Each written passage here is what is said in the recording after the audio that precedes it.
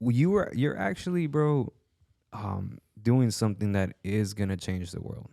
You know what we're doing here that's is why else do we do this? You feel me? Um, well, I'll be honest. Two things. When you begin to teach what you've learned, it begins to get cemented into you, right? And you begin to add your own sauce and your own flavor to it. So you listen to a lot of Grant Cardone, right?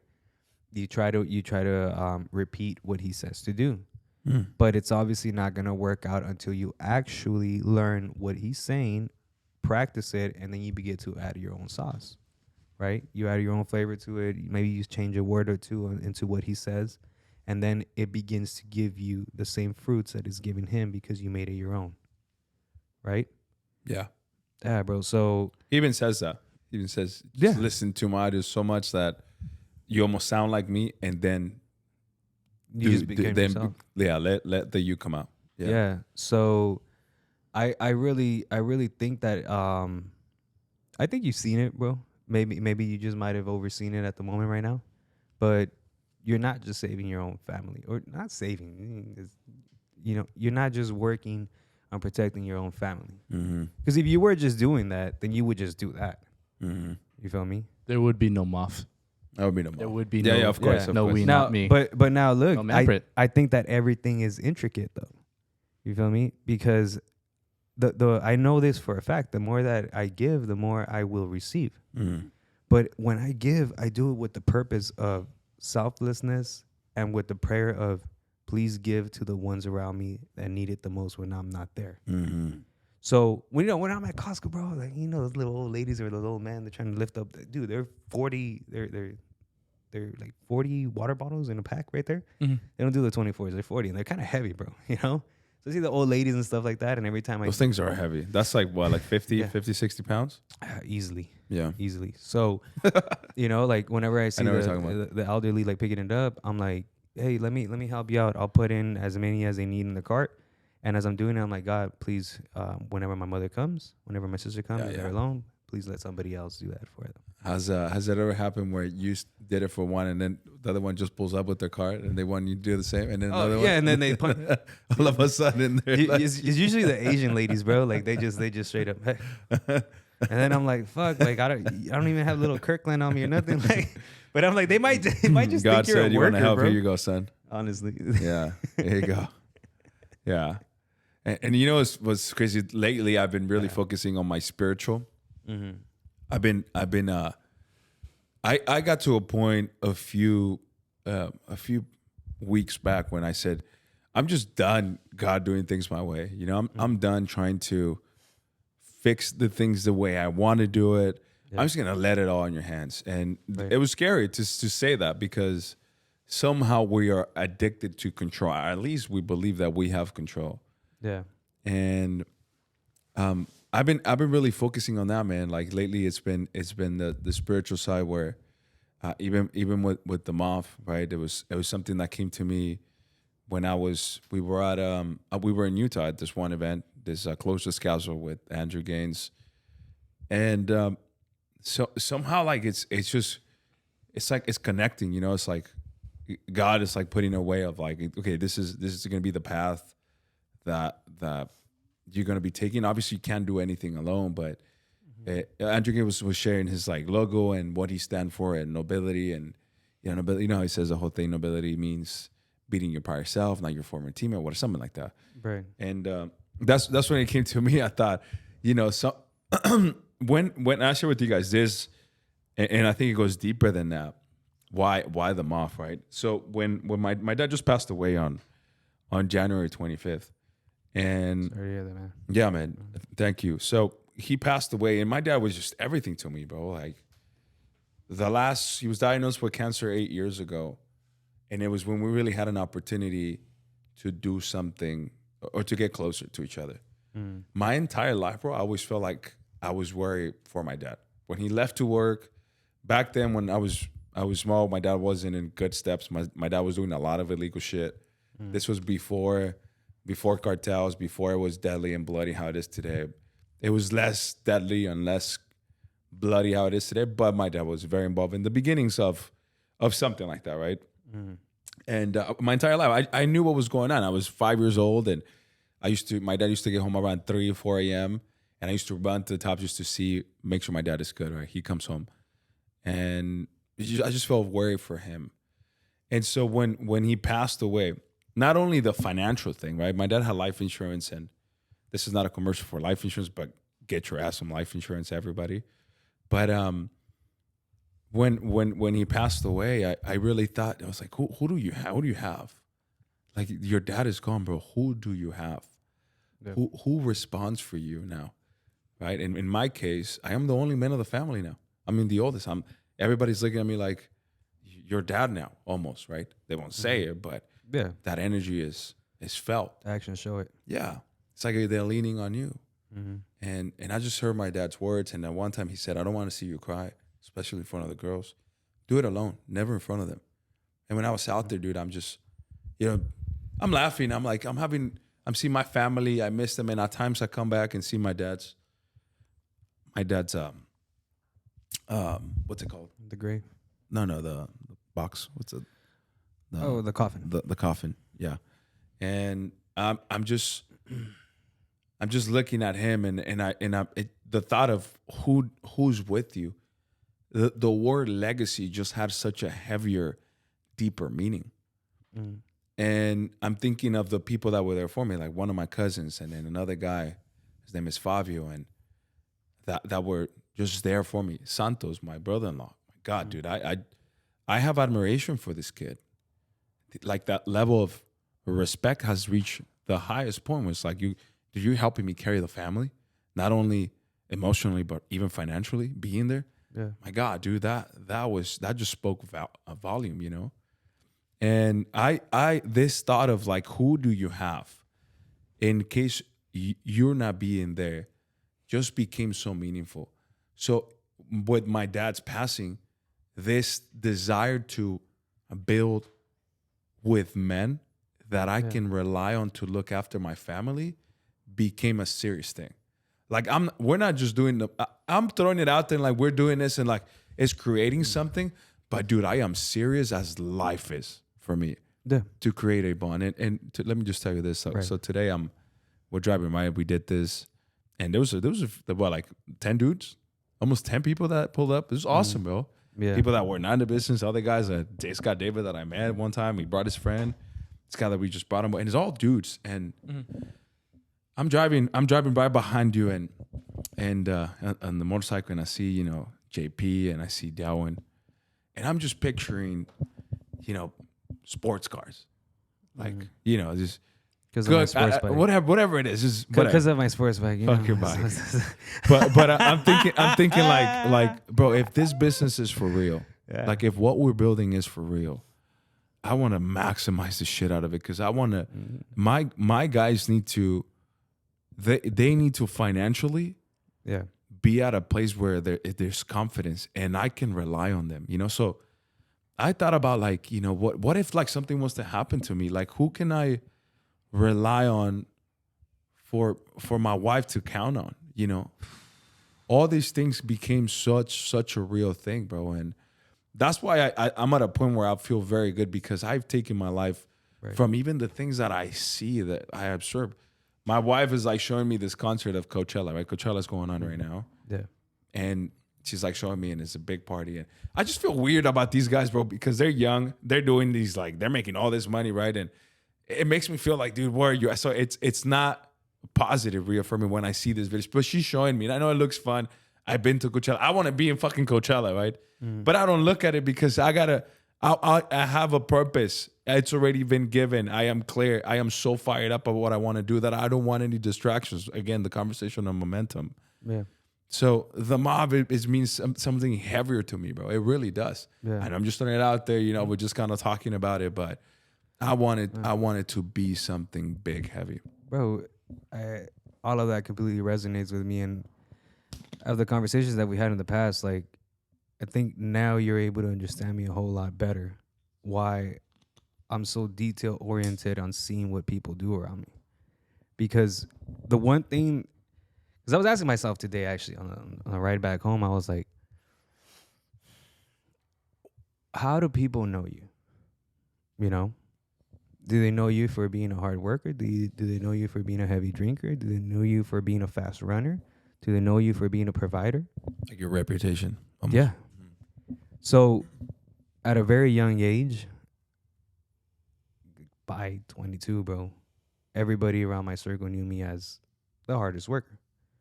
I could work all day, bro, but I partied so much that, well, everybody was still sleeping. I was already on my 4th hour, at work.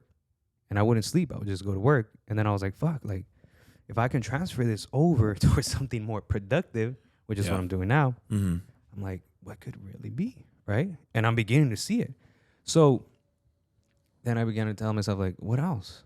Okay, like, how many people are going to show up to my funeral, right? And I'm like, oh, but at this point, not enough in my perspective, right?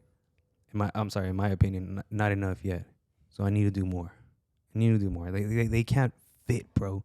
I want them to fit in a fucking stadium. Feel me? Because that's how many people I have impacted. Because if you go to a funeral, that means that person or whoever that person is related to has done something that impacted your life. Maybe not for you, but that impacted your life in a productive way, that you took time out of your day, out of your family, out of your job to go to that place, whether it's in town or out of state, and be there with them for an hour at least. Yeah. Right? And the biggest thing that you can give somebody is your time. Because money you can make more, or you can go steal it. You can't go steal time. You feel me? You can. Even those that say, oh, I steal time at work. No, fucker, you're just sitting there for an hour. You're not doing shit, but you had to sit there for a fucking hour. Right? So for me, I realized that a lot of people can say, this fucker shows up. Like, he shows up. Somebody's ill, like, I show up. Somebody needs help, I show up. Somebody wants to celebrate, I might show up. Might show up. But I show up, bro, when it's needed. You feel me? There's certain celebrations that it's needed for you to show up, bro. You feel me? But there's other certain celebrations like, fuck, bro, you got a new car. You want to go get fucked up because you got a new car. Like, I don't need to show up, FaceTime you. Yeah. I'll go see the car later in private when all your fuck boys are gone, we can have a real conversation about the car. So I realized people have celebrated because they got a new car. Yeah. Bro. Yeah, I did. When I got my first new car. Oh, you are in the industry. I'm in the industry. Trust me. I've been part of those celebrations. Bro, when I've been invited. when Bought I a got- car. Fuck yeah. Let's go. My first new car was at 19, a Toyota hilarious. Corolla, 2014 Corolla, bro. The next day, we went to go celebrate a Morongo. Feel me? Like, yeah, you just do shit like that. But anywho, the thing that came to me when I knew I needed that Corolla. circle, yeah, bro, dude, that Corolla is still the best one. Chucky won, bro. Chucky won the best.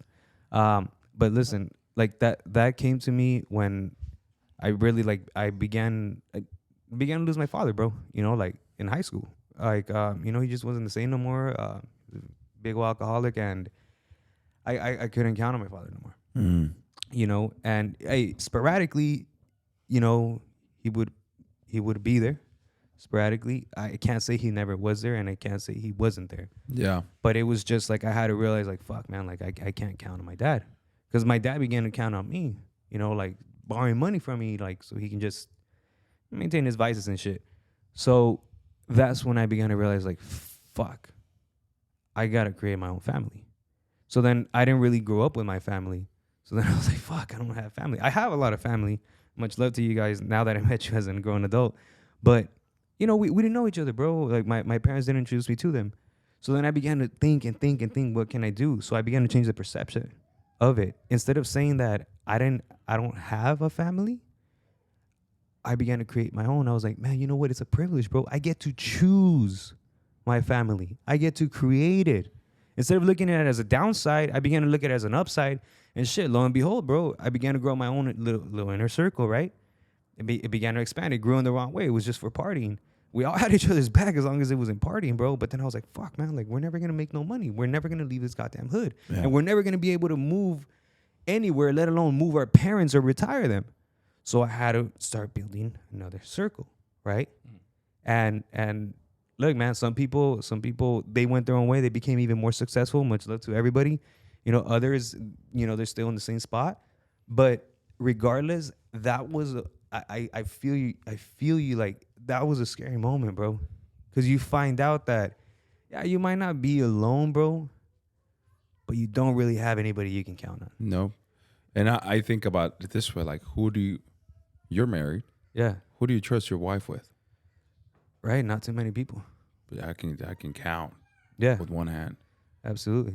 And so when the whole idea of, so you know the mob first rule is the number one. You know what the number one rule is? What? Drop it. No Android users? No Android users. For us, the mob. He's like, that's not a rule. That's just a standard. But the number one rule of the mob, the Italian mob, is never mess with each other's wife. Yeah. You never disrespect anybody's wife. Mm-hmm. Rule number one. Mm-hmm. And whenever something happens to them, they will pass away. The wife is receiving an allowance. The wife is taken care of. They're looking after her. Even think about it. Oh, that person died, right? Mm-hmm. Even if she decides to remarry, Yeah. that motherfucker is being accounted for. She's not just anybody. Mm-hmm. She's got an entire wolf pack on her back. If you're gonna come in, Yeah. so I think about this stuff. You know, my uncle who passed away, he was like my second father figure for me, and I love how much he adored. I learned how to love your wife through him. He adored my auntie, and he gave her everything. He was involved in the cartels, like hardcore when it was the early stages, hardcore in it. Los Arellanos. No, this is La Familia Michoacana, back in the Caballeros Templarios, all this shit, right? There you go. And he had a lot of money. They did very well. Bought a bunch of properties. He bought a big ranch, and he had this one property that he rebuilt. He had a sauna in it, pool. Think about it, bro. Mexico, to have something like that is a big deal, right? So she just was the big baller, but her confidence was through the roof.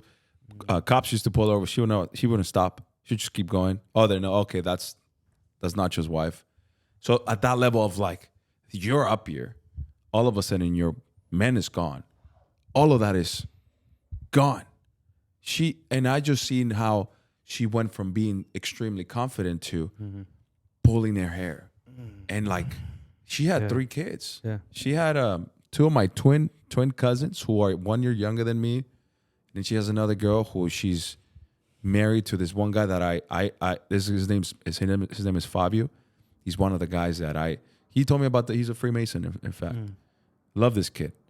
And so I saw the destruction of her, and she remarried again to an older guy. Just like, this guy had money. So it was more like she wanted to feel what she felt.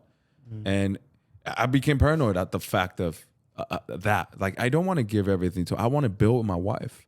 I don't want to just her to receive everything from it. You got to be in the trenches with me.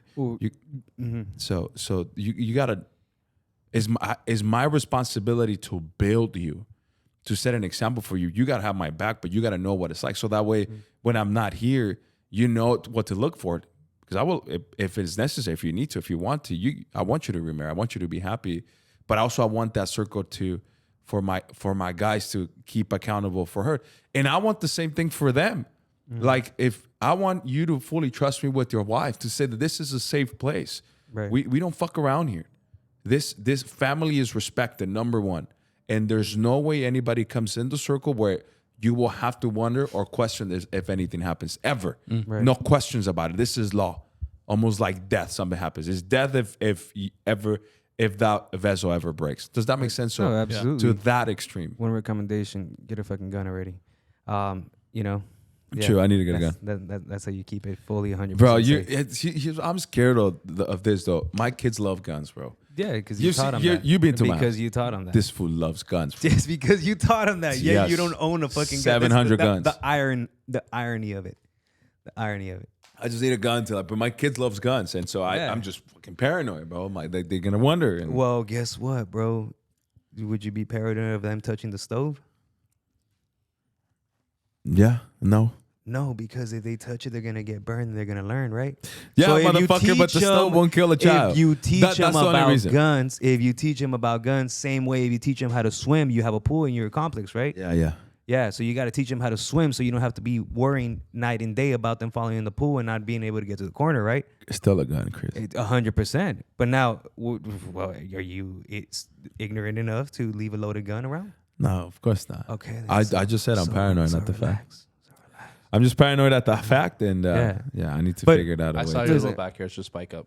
You saw it? Like the roosters? Yeah. Yeah, just but right there. look back to this important topic, bro.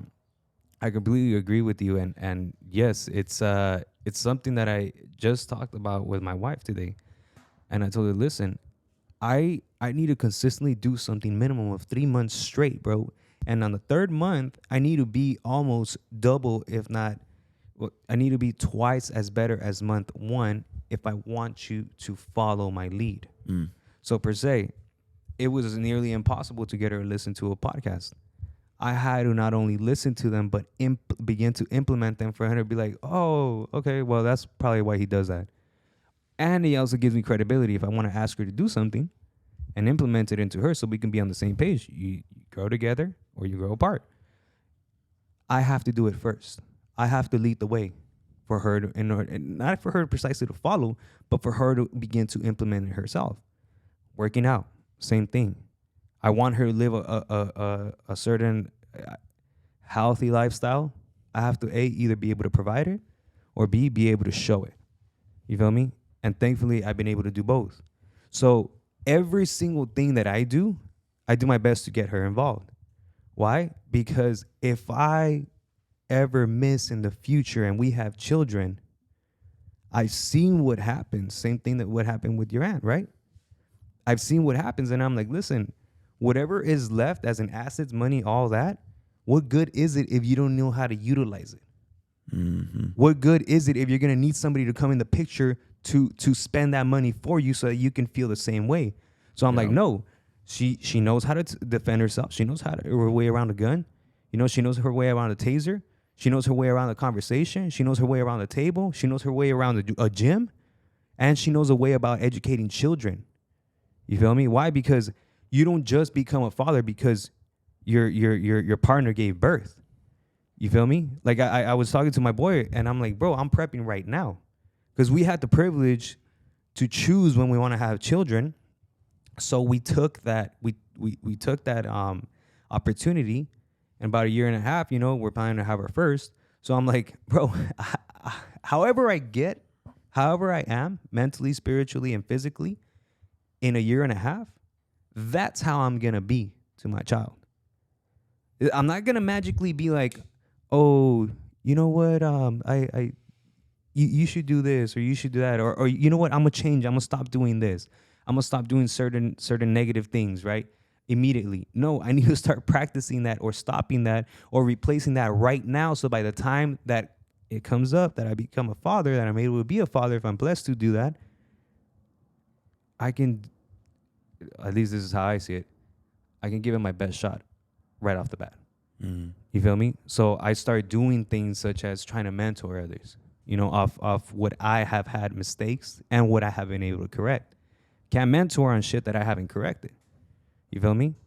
So that's something that's honestly been the most powerful thing in my life right now, and I completely agree with everything that you said, bro. Yeah. That was powerful. I just want to say, man, that really, really was, because it's showing not only leadership qualities but also direction. No, thank you. And look, bro, like I got the best of both worlds. I've been exposed to extreme wealth.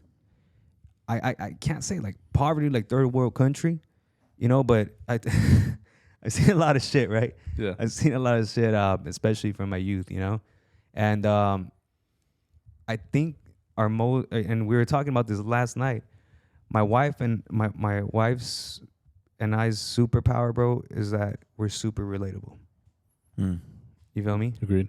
Because you want to talk about the rancho, we've had exposure to it. You want to talk about the hood, you can talk about it. You want to talk about wealth, you want to talk about books, you want to talk about podcasts, you want to talk about racing cars, you want to talk about doing ignorant shit, you want to talk about doing really etiquette things.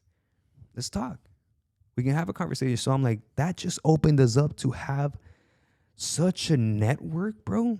Such a powerful network, because I like to mess with people that have both street smarts and book smarts. Because, unfortunately, when you're just book smarts, you get taken advantage of a lot of people that know the streets, and vice versa.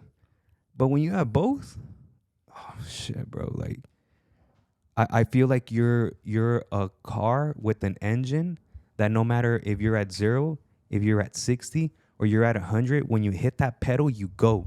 You know how a lot of cars, the turbo lags depending where you're at? Mm-hmm.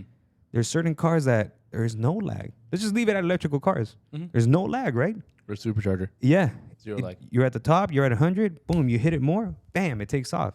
You're at the middle, you're at 50, you hit it, boom, now you're at 100. 0, boom, now you're at 50. So I station my life, my mental health, and my faith around that, bro.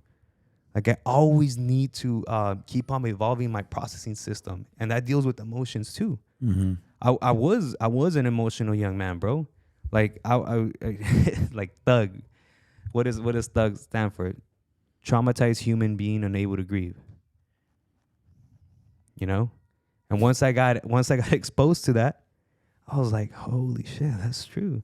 That's why you got all these young thugs. Like the most dangerous gang members, bro, are the youngest ones. Because they got something to prove, right?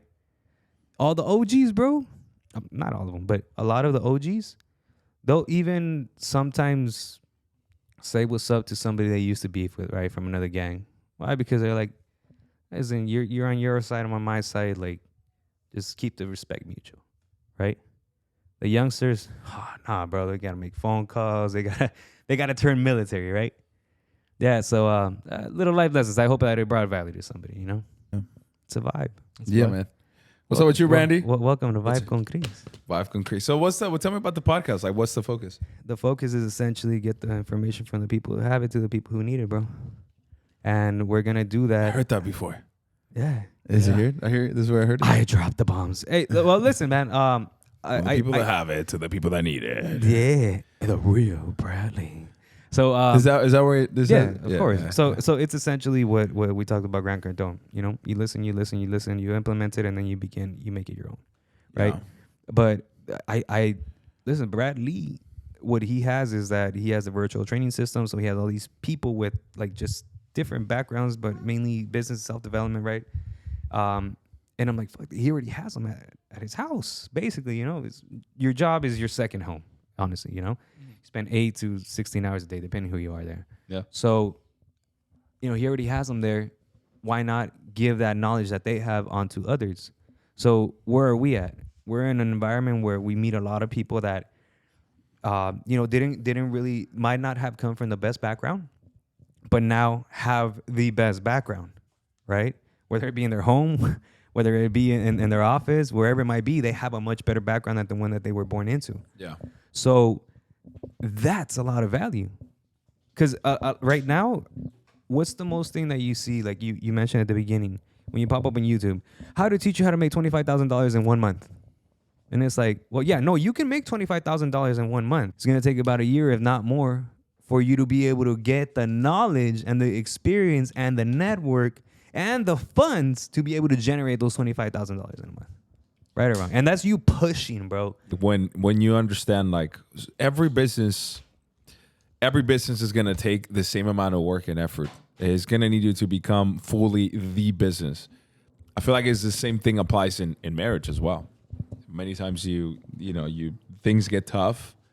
And I think this is the reason why most people are afraid of it, because when things get tough, all you want to do is flee. And you can easily believe, oh, the grass will be greener on the other side, and it isn't. At the end of the day, you will be faced with the same thing. Guarantee. I have a question for both of you guys. Yeah. Listen, and I need to put this huge asterisk here. Disclaimer. You getting married, bro? I'm not. Okay, good. But I'd rather know now than find out later. Yeah. So what are some tips? A marriage? Just marriage. Because you guys have been on the married life. You guys been in the single life. Like I said, bro. Like I said, treat someone like you did at the beginning, and it'll never have an end. Put yourself in their shoes and analyze how you would receive and perceive what you're about to say or what you just said. Makes sense. You feel me? Because that was one of my biggest failures. Okay. Because I would just go like, bro, the way I grew up is like, you're gonna do it or you're gonna do it. And if you're still not going to do it, you're going to get smacked again, and you're going to do it. and now you're gonna be crying like a little bitch, you know. So how do you take that out and not continue it? Well, through practice, bro, and self-awareness. But people around me had to make me aware of that. Of you know, have some really good friends that don't mind fucking telling me my truths, and you need those people in your life. Yeah. Honestly, those are the ones that can help make you or break you. You feel me? So, yeah, just implementing those two things are very big for me, and I think that they're very simple. They're obviously affordable because they're free. You feel me? Yeah. And you can implement them today. Yeah. What about you? And make it work. Not to just help you maintain. There's definitely the number one that I would say, bro, is have a coach. Have a coach that's married and that understands your problems. But number one, for sure. Okay. So would that be like a pastor? Or Yeah. I have a spiritual mentor who I speak with every week. Yeah. And I process shit that I don't process with anybody else, just in terms of my marriage. And every time I talk to him, it's almost like, oh shit, like I thought I was the only one dealing with this. Right. Okay, it's not that big of a deal. Can I add real quick? And he gives me perspective. Yeah. You know what? Something that I feel is very important, feel free to disagree or agree, is either hanging out with people, with more people that are married, or single people or just people that are dating that respect your marriage, bro. I mean, of course. You feel me? The last thing I would want to do is put me and my wife in those kind of circles where people are glancing, people are looking. When I'm away, I happen to be at the restroom. Side conversation is happening. Yeah, but a lot of people, they get married and they don't catch that, right? They don't catch it. They don't know it, or they're not aware of it, bro. And then they see their marriage dwindling after the first 6 months or year, and they're like, "Wow, what the fuck?" And it's like, "Nah, bro, you're just not self-aware enough." Yeah. I'm sorry, I cut you off. So that was the first one. Yeah, no, I agree. Yeah. That's it. I just felt it was important. Yeah. That's what I would say. For sure. Like, I'll never take advice for somebody who, like, how to raise a kid with someone who doesn't have kids, right? Yeah. Or take advice from a single about my marriage. Period. You know, just don't make any sense. Yeah. So yeah, you want to be married, hang out around married people, right? And I think you'll realize that, bro. Like it's not gonna be easy, bro. Like running marriage it's like same thing as running a business. The first 3 years is gonna be a struggle. It's gonna be like a lot of, because you're living with this person, and it's different from like, so when you live with the person and it's your girlfriend, then marriage. Something weird just happens, bro, when you officially married a person, because there's a sealed commitment. Yeah. I would say those things for sure. What you said is very important. The people that you're around, and having a coach. For me, that's been life-changing, bro. Okay, other question. Yeah. Listen, this is all I know about marriage. I know very, very, very little. I know boundaries, and that's honestly pretty much it. Because real talk, like, hear me out. How many times has marriage even talked about positively in our space? Rarely. Really? Rarely. Yeah, well, look, bro, that's why you got to start changing the people around you. Because listen, I'll like nowadays, I'll just walk away, bro. Yeah, I'll walk away. Well, I'll say, oh, you know what? Yeah, bro, I hear you. Guys, let me catch you real quick. I gotta go finish that up, because if not, they're gonna scream at me. You know, I'm fucking lying, bro. Ain't nobody gonna scream at me. But you gotta say shit like that sometimes to leave that circle, because you want to talk about being aware of what you're allowing in. Bro, those are negative vibes. Of course. You feel me? And if you listen to that, honestly, it's bullshit. Because look, a lot of people will go ask advice from the dude that's been divorced twice. How does a marriage work? And it's like, Dick, he obviously doesn't know. You feel me? Oh, but he's gonna get married again. I'm like, yeah, it's probably gonna be his third strike, bro. You feel me? And even if it makes it work, wouldn't you be better to ask the person who didn't get divorced? Yeah, so it goes back to this. Don't go ask the brick maker about jewels, and don't go ask the jewel maker about bricks. You feel me? Just it seems like common sense, but common sense is not common practice. So you want to learn about marriage, bro? I would honestly just start talking about. I would honestly just begin to implement selflessness and responsibilities into your daily life. Okay. Create a circle. Create a men of faith. You'll find out what marriage is, because marriage is, for men, in my opinion, is about leadership. You feel me? So as soon as, like, now I remember what I was talking about. A lot of pregnant women tell me that as soon as they give birth, something clicks in them, that mother instincts kick in. You feel me? And for me, as soon as I got married, bro, like it changed like this. I was like, now I gotta walk around with one on the chamber, bro, one on top, because it went from just having a gun, bro, to literally just having one, because that's my soul. Like, that is my other half, bro, and that is my better half. It's no longer your girl. It's your wife. Yeah, and look, something that I was talking to your wife about is like, I don't say this no more. Like, oh, I swear to God, bro, if that guy were to even cross the line, that I'll kill him. I'm like, no, bro, because honestly, if something were to happen, you don't know until you know. As in, you don't, like, you'll find out once the rubber meets the road. You feel me? But all I do know is that I can do my best to be prepared. So, you know, we lived together prior to us getting married. Okay. I felt like that was extremely beneficial. You know, a lot of people would say, you know, it's against the law of God, this and that. And I'm like, listen, man, if you were to apply that to your entire life, I don't think anybody would go buy a car. Yeah. Feel me? No test drives. Yeah. Yeah.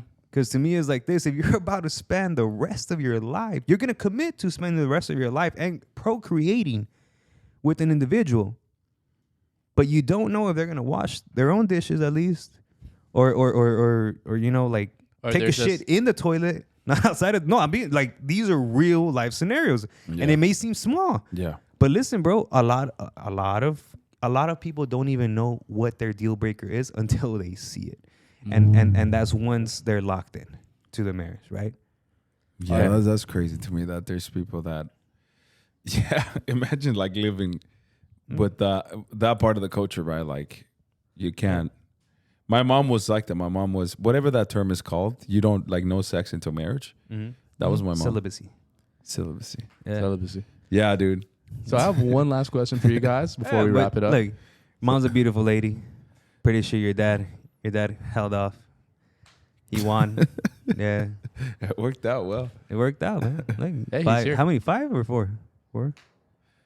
6 pregnancies. 6 pregnancies. And Very impressive. 4 children. For a beautiful kid. Yeah. Yeah, Worked man. out. Go ahead. So, and this is for both of you guys. And keep in mind, we do have an audience. At what moment did you guys look at your 10,000 girls and say, wow, this is going to be my wife. This is going to be the woman I marry? At what moment did it click? Boom. I This don't is want to do this no more. Okay, thank you guys for watching. All right. Bruh. Oh, you want me to keep it real, bro? Like, All right, go for it. Jazz. He's loading. Turn off your- He's filtering. I'm trying to. No, he's not being real about it. He's thinking about it He's too much. organizing. No. I can't He's just really fucking. thinking about what I can't to just say. fucking say it, bro, because it's very incriminating. You feel me? Incriminating. Yeah, but listen. Hey, For- Chris, for- hold for on. all- for Before all you the say people- anything, yeah, bro, think yeah. about what you're Hey, gonna listen. say. That's what I'm doing. Okay, good. That's what I'm good, doing, good. ain't I? Yeah, bro. You're obviously not here. Yeah. Hey, So- I could change the No, question, think bro. more, bro. No, Think no, more. no, You no, right because now. it was 2 things. Cut it out. When I was dying, she was there. As one, she showed up. She was there. Second one, bro. When there was a possibility that night that we would have died, the tool was in her hand, so she has my back. And those 2 things is all I ever need from anybody, and I'll give my life for you. Like, that's it. Because they were beautiful. there. Yeah. You hear that? Yeah, bro. Hear that? Like I will Jazz do, is crying it out. I Oh, do you everything guys in are energy so to this adorable. woman, bro. Blushing. Yeah. Something that I noticed about Jazz, bro, Jazz has your back as fuck, dude. Bro. Right? Dude, it's so adorable to see But it. but look, and that's for everybody else. There was a period where I was taking that for granted too. And I had to quickly catch myself and correct myself. But there's a reason why she does that. She doesn't do that because I ignore her all the time. She doesn't do that because I mistreat her. She doesn't do that because she sees no value in being in this relationship. So for everybody out there hustling, no matter what you're doing, you're hustling all day and night. Understand, what you leave unattended will not tend to you either. Feel me? Yeah. when did I decide to? When did you look at your wife and just be like, her? Listen to no. Think about what you're gonna say. Think about it, bro. Can we do a whole episode of this and come back to so I can plan my? Sheesh. Nah. Fuck. Oh, He's gonna come shit. back with the PowerPoint presentation. Is my wife gonna see this? I mean, we could. I hope she does. I hope she's a subscriber. You know what? Yeah. Yeah. I hope she's a follower. Are you? When did I? Ah, man, shit. I was It was different. Like I've been dating my wife for 8 years. We've been married for 4. Okay. We had a kid outside of marriage. So Ian turned 1, and then we got married the next day. And it was yeah, man. We were, fuck, man. I was a piece of shit. Like just like, and I can't believe that I used to like culture, right? Like brag about who I was. So like at one point I feel proud of who I was. Because I was in the life, but Bro, but I think everybody went through that. Yeah, I know, but like, dude, like I'm so like, it's so crazy to me to think that I was proud of that at one point, You didn't know no better. And I'm actually glad that I feel like this about it Yeah. at this point. shows growth. It's good. I'm not like feeling bad about myself like that, Bro, but I'm like, damn, like I can't believe it. That's we all go through the stage, I guess. Now you know better. Yeah. But yeah, bro. So I was working at a nightclub, right? So I used to run these nightclubs. Think about that for a second, right? Just prime of my life, best ship of my life. Reconnect out of college, I'm making my own money. And we reconnected. I love my life. So Chris caps on me because he's like, every time I talk about that life, I really enjoy it. I was great and a blast. Yeah. I'm not proud of it today, but I was having a blast. You're so proud of it. It's the past. But No, I'm not. Liam, I don't here, brag about it, but this I will was be having a interesting. blast. he brags about it sometimes. Yeah. That's cool. It's like the devil, It's yeah. So when I started seeing my wife, everybody started noticing. Even the guy that I used to talk to all the time. This guy, shout out to Sylvia. I hope he's not watching. Hope you don't watch this, Sylvia. But because this fool used to tell me, bro. He's like, bro, like, yeah, I used to be just like you when I was young, bro. Right. Just pulling chicks, bro. I was like you. And then he just said that, and it made me feel good. Right? I go, yeah, bro, fuck yeah. And then I started, it hit me one day. It's like, I used to be just like you. So that means that if I keep going this path, I'm going to be just like you, fool. Like, I started thinking about it. Bro. Years of abuse. He works at, yeah, I just, and dude, I looked at his life, and this guy, gym rat, good guy, right? But he worked at Harley Davidson. He used to do sales on the weekends. He used to work at the nightclubs, and 50-something years old, like was married, and then he left his wife with 2 kids, and he was just 50-something years old, and he used to just hit me up to hang out. And Right. if you're 50, bro, like, don't you have friends your age? Like, go hang. But he used to hang out with me, right? And he used to tell me, I used to love your life. Then I used to be you. And You think he was trying to live through you, bro? Low-key? I think so, bro. Yeah. But I'm telling you, like, when I was like, I was in the game, you know. Right. And then when I started seeing Angel, he used to tell me, it's like, he said that to me, right? Bro, I'm gonna say, sorry, babe. He says, bro, is the pussy that good, bro? Like what is that? Right? And I was like, bro, like, I haven't even kissed her in like 4 months. I don't know if you guys know this. Dang. I didn't kiss Angel. Like, we started seeing each other. I didn't kiss her in like the first 4 months. But when I started seeing it, he saw a difference in me. And it was more like, I just wanted to take care of her. Like, I don't want you to see me as just another. Just something in me just felt like this girl. She said something to me once. She said something. She's like, just when I'm with you, I feel protected. Wow. Dude, that just, I don't know if it was the fact that I grew up with sisters. I just felt a responsibility. Yeah. When she said, I feel protected when I'm with you. I didn't want to break that. And I didn't have like what Pat had, where he had 1,000 questions to go through and make sure you write this down and like then make I had none of that shit. But we were seeing, I don't know how, the day that she moved in, we joked about this all the time. I don't know when she moved in, bro. All of a sudden, Angel's like living with me. We never talked about it. All of a sudden, she's there, like her clothes is in my closet.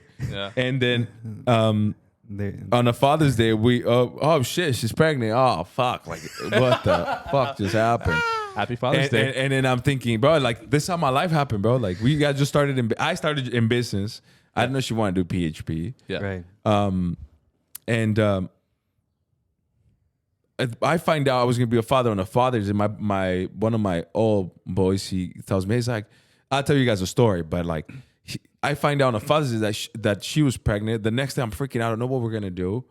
I'm like, at this point, I'm not who I am today. I'm a total different dude. I love the life that I was living. I don't want no commitment. I love you, but I don't have any plans. I want to get married at 36, have kids. 36 was my number. Right. And then my dad had just been diagnosed with cancer like a few months back. Right. And we go to the doctor and I'm okay, the doctor's gonna tell us our options, right? So let's just go talk to the doctor, right? So we go in, we walk in the doctor, we sit down, and the doctor goes, "Oh my God, you're gonna be parents, so excited." And we're like looking at each other, bro, like, we don't know if we like, and we're like, we two kids, bro. I'm 25, I'm 24, she's 22. Bro, I'm 24. Yeah. Yeah. So I'm like, all right, okay, great. We're gonna be parents. All right. So even that, I tell you the whole story more in details, but like the doctor itself is like, okay, I guess we're gonna be parents. All right, shit. So we go to the house. I'm like, dude, how are we gonna tell my dad? Dude, what are they gonna say? We tell my parents. What are they gonna say? Yeah, dude, I don't have no plans. But think about this, Bro. Yeah. So I tell my dad, bro, the look on his face, Yeah. and I have it recorded. So happy. My God, bro, just the happiest man on earth, Right. knowing that he was gonna, bro. That my God, dude. I saw my mom. She's crying of happiness. All my sisters are like so happy. I'm like, oh shit, like, damn. But yeah, because it's real. Yeah. Yeah. But so did that help? Yeah, I hope. I don't know, bro. At that point, like, if I go back It to that definitely man, helped, I'm bro. like, Yeah. oh, dude. Yeah. So and today, like, it was totally God's plan, bro. But like, exactly. pull me out of that life, man. Bro, well, not only that, but think about it. Your father was just diagnosed with cancer, bro. He gets the worst news he's possibly gotten in his life. And then, boom. This is hope. Yeah. Ian, meaning of his name is gift from God. That's There you his. go. That's his name. That's the meaning of his name. So I fully, like, even from like the conversation that led to going to meet Jesse and the conversation, like that's where it sparked up everything. Do you know how I found the book, The Way of Men? I'm in Victorville. So all of a sudden, Chris Solis tells me, "Chris, let's go to this one office." I'm like, "Bro, for why?" He's like, "Well, just come with me." I go outside. There's a dude doing nothing. I walk out. There's like 3 books. It's full of dust, and I pull The Way of Men, and completely changes my life. Like, Yeah. so there's the people that I came across. Patrick had a conversation with us, right? And he's like, I'm just telling Patrick all this. What's going on? He's like, "Do you guys talk?" And Angel goes, "We're not even married." She tells Patrick, and he's like, "Why aren't you married?" And I'm like, "You have a kid, right? Like, why aren't you married? What are you afraid of?" Like that, bro. Patrick, I don't know. Go get married. Go have a conversation. Go like this, bro. And I'm like, oh shit. So by the way, we go back, sit down. Yeah. Patrick gets on stage. 5,000 people are at the event. I just had a conversation with this man, and he's afraid. And he's telling me that he doesn't want to go. He doesn't want to commit because he's afraid. Yeah. And if you're afraid to not sleep around, that you're not going to have all these, he says this, all these options, say it. He's saying this, say it. Say it. And I'm like, and then somebody goes, bro, Chris, everybody hears it. And I'm like, bro, and everybody's looking at me, bro, because they saw me and Angel having and then guess who texted me?